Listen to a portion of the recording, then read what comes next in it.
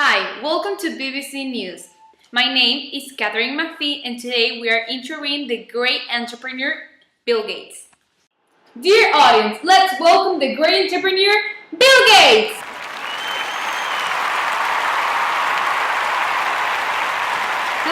Hello! I'm very glad to meet you. First of all, I want to say I'm a great admirer of you and your work. Thank you. The first question I want to ask you is, what was your initial project? Well, first, me and my friend Paul Allen, I had known him from my younger years. We decided to start a company because we love both computer science.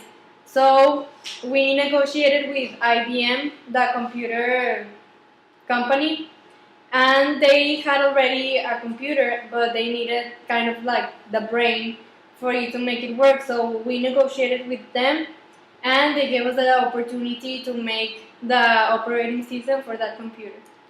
Microsoft started with that project, and how do you make it grow so much? That first project was called MS-DOS. It was an operating system, but it was mainly used by offices because it was mostly text.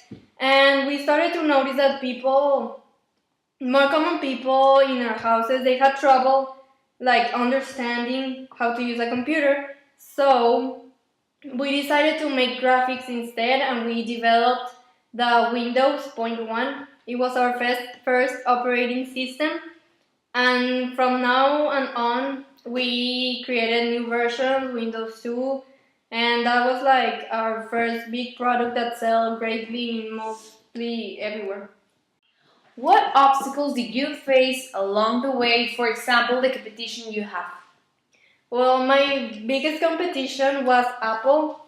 When I met Steve Jobs, I knew that he was going to be a threat for the company. He was doing much the same product that we were doing, creating operating systems.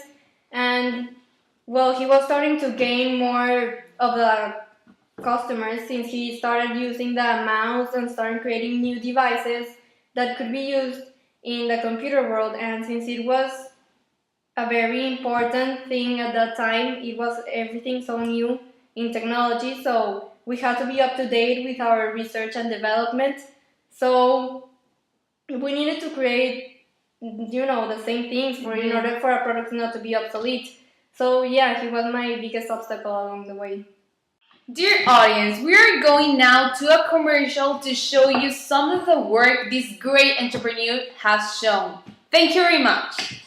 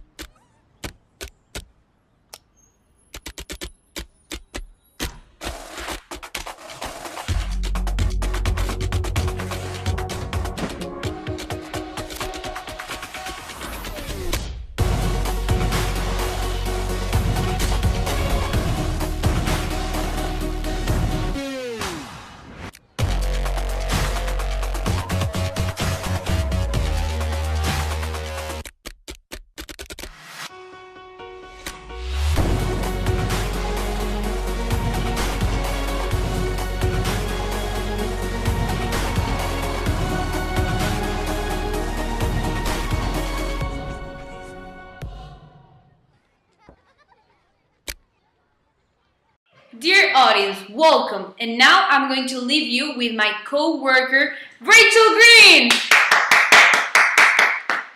So, dear audience, we're now continuing here with our interview with our guest of honor, Bill Gates. So, Mr. Gates, can you tell us, is there anything that you regret doing? Perhaps a decision that you wouldn't have to take? Actually, yes. When the company Netscape, they developed a navigator for the internet, and they were the first ones to publish it to the world. So everyone was buying it, and I thought that I was getting behind, and I thought that I should develop my own navigator. So I created the Internet Explorer. But I decided to go to all the companies and stores who sold my Windows operating system, and I told them to sell Internet Explorer together with my operating system, or else I wouldn't supply them with more of my products. So, you blackmailed them? Well, it was not a blackmail, but it was kind of a monopolistic act. Like a threat. A threat. I told them that I would no longer supply them with Windows operating system, and the Windows was selling big, so it was actually a loss for that company. That's why I thought that it was an opportunity for me to, get to the world, the Internet Explorer, because people wouldn't have an option. They would stop seeing Netscape. So actually, I was sued and I was taken to a court, and the trial lasted for years. So that actually did damage the company's image. It damaged my image, and sales got behind in our company. Products started to decrease in sales. So it would be something that I would change, since maybe if I wouldn't have taken that decision, I could maybe still work there. Mr. Gates, you just recently mentioned that you don't work on Microsoft anymore, but is there still any connection that you have? Yes, actually, I don't work there, but I do receive money from that company. I still have a great percentage of shares. I actually have the biggest percentage of the shares. So I still get rewarded for the company, obviously, since I'm the founder. But sometimes I go visit, I see how they're doing, but that's not my main objective right now in life. But, well, then what is the main objective that you have right now? Like, since you don't work there anymore, what do you do? Well, now I've been concentrating on doing more good acts towards the world. Since that trial, my image was very damaged and they saw me as a bad man.